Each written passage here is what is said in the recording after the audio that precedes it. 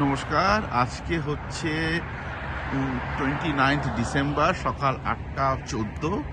আমরা স্যাক্রামেন্টোতে আমাদের বাড়ির সামনে থেকে বেরিয়েছি। আজকে এখন হচ্ছে ফ্রস্ট ওয়ার্নিং, ঠিক আছে?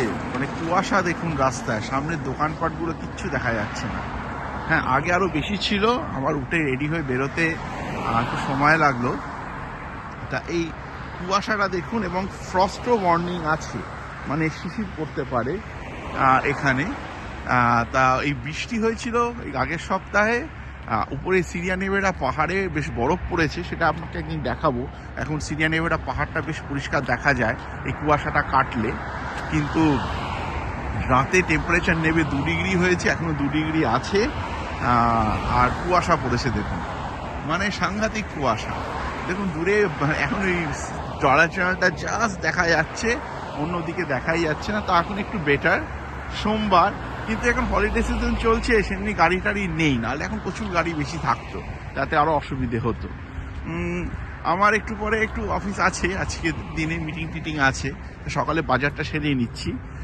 বাচ্চার কিছু জিনিস টিনিস কিনতে হবে, তা এই ব্যাপার। আর ওখানে কিছু লোক কোথায় হোমলেস টাইপের ঘুরে বেড়াচ্ছে।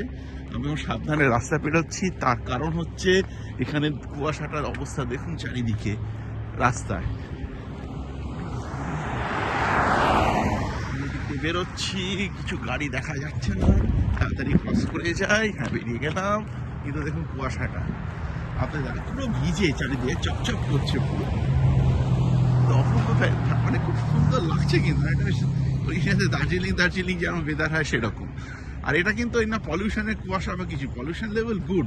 আমাদের পলিউশন একদম হয় না, কারণ আমাদের গাড়ির ধোঁয়া টোঁয়া গাড়ি থেকে একদম বেরোয় না।